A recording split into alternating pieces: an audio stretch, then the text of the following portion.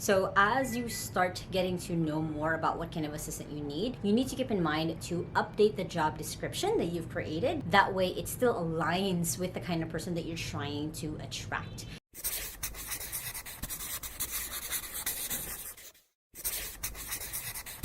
Hey there, welcome back to my YouTube channel. Now my goal is at this video to walk you through what are different mistakes that you might be making as you're hiring your virtual assistant. Now if this is your first time on my channel, my name is Lai Lacaba. I've been working from home since I was 15 years old and now run my own virtual assistant outsourcing company here in the Philippines. And I post videos every Sunday and Thursday on how to work from home and how to have a business from home, so make sure to hit the subscribe button right there so you don't miss any of my videos. Now I have made videos like this before, like I've talked about like 7 common mistakes that people make when they're hiring an assistant, but that was about a year ago, and since then I've also just been going through different assistants that we've hired inside of my company to XU, and I've just found a little bit more things that people usually miss when they're hiring for themselves. And it's something that I'm even having to refresh myself, looking for a lot of assistants for a lot of our clients. And again, there's always something new, something I missed before, or something that was just came out of left field that could have been a red flag basically as I was hiring. But for this video, we won't be focusing a lot on the red flags. We'll mostly focus on the process itself of hiring and what are the common mistakes that you might be making already. Now, the first one is not having a clear enough job description. Now, this is something that as you start interviewing different people, you might have had one picture of the kind of assistant you need, and turns out later on as you interview more and more people, you actually need a different kind of assistant. That's normal and that's okay. That's something that you figure out like, oh, I thought I wanted this kind of person. Now that I have this kind of person in front of me, I think I need someone else. So as you start getting to know more about what kind of assistant you need to keep in mind to update the job description that you've created. That way it still aligns with the kind of person that you're trying to attract. As an example, you might be thinking that you need an admin assistant, but it turns out there's more social media stuff, there's more content things that you need to have done. So then you're switching up like, hey, I need a content manager, social media assistant instead of an admin assistant. So this is okay, but as long as you keep refining and being clear as much as possible of who it is that you need or who you want to work with, because this is gonna help you narrow down faster the kind of person that you need. Next is not setting a proper budget when it comes to hiring. So one of the things that I do into XU for a lot of our clients, they usually pay us with a fee every month, and then for me, it's now up to me to budget how much I can afford an assistant for and how much to be able to pay them, including like bonuses, including any allowances that they might be getting. So you have to keep that in mind, that beyond just paying for someone for their salary, you're also paying for subscriptions that you might be getting for them. So for example, inside of 2XU, we have them have their own email account, which is on G Suite, which is $5 per person. As an example, we were using HubStaff for monitoring their time, another $5. So make sure that you take into account all of the other software that you're also going to be getting them and any other costs of having an employee in general. One thing that people sometimes forget is you need to have an accountant to be able to help calculate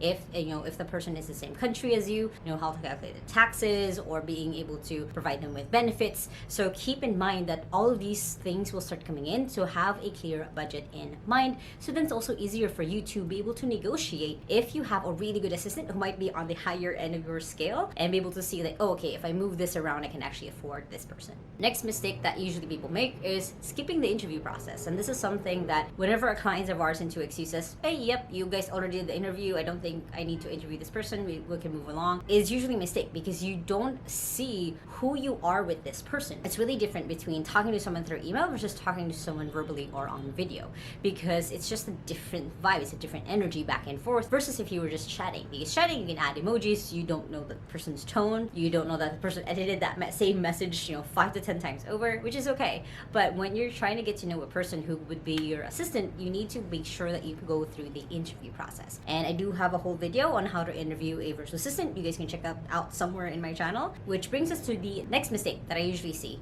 is basically not asking the right questions during an interview process. So usually you'll just ask like, tell me about yourself, tell me about about your experience X and Y and Z, versus if you were more specific with the positions. For example, I am hiring an assistant marketing manager inside of 2XU. The questions I ask are very specific. I would say, this is the process of how we do our marketing. Is it something that you can actually do? Of these tasks, which ones are you more comfortable with? Which ones would you need more guidance? Which ones would you need more training on? So you're really trying to gauge in the best way if this person really is the fit for you in your business. You are trying to see not just in a general sense who they are, but who they can be in your company. Next mistake is focusing on their past versus what they can do for you. Now, exactly tying in with the asking the right job interview questions, you want to make sure that you are also just seeing from a different lens. Okay, based on what they've done before, can they actually do this for me? Don't be blinded by their achievements, their awards, any other certifications that they've had in a previous job, because they had different standards. You might have either the same kind of standards, even higher, or if you're just starting out, even maybe lower than theirs. So you want to look at, again, that lens of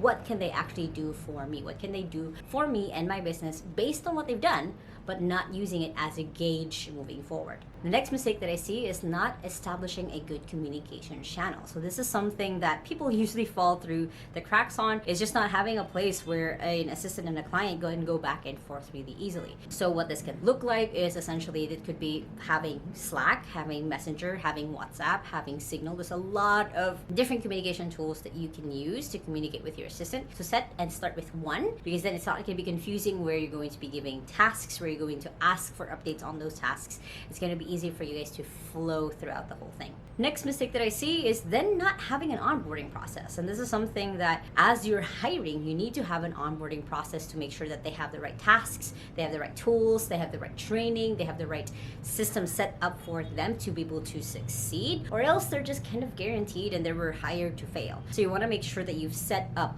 what does the next 30 days look like, 90 days look like, 6 months, 1 year from now look like with this person. So then it's easier for you to guide them through the whole onboarding process so they don't feel, again, that they were just hired to fail.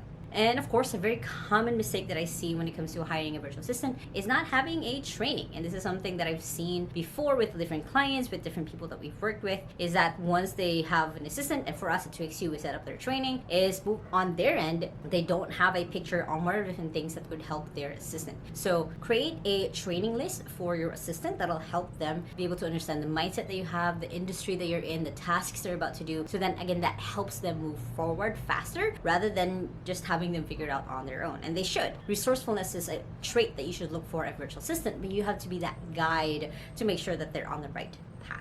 Now, if you guys like this video, make sure to hit the thumbs up button right there and comment below what other mistakes have you made when it comes to hiring a virtual assistant. And if you still haven't yet, make sure to hit the subscribe button right there so you don't miss any of my videos every Sunday and Thursday on how to work from home and how to have a business from home, which you guys can check out those two playlists right here and the latest video right here.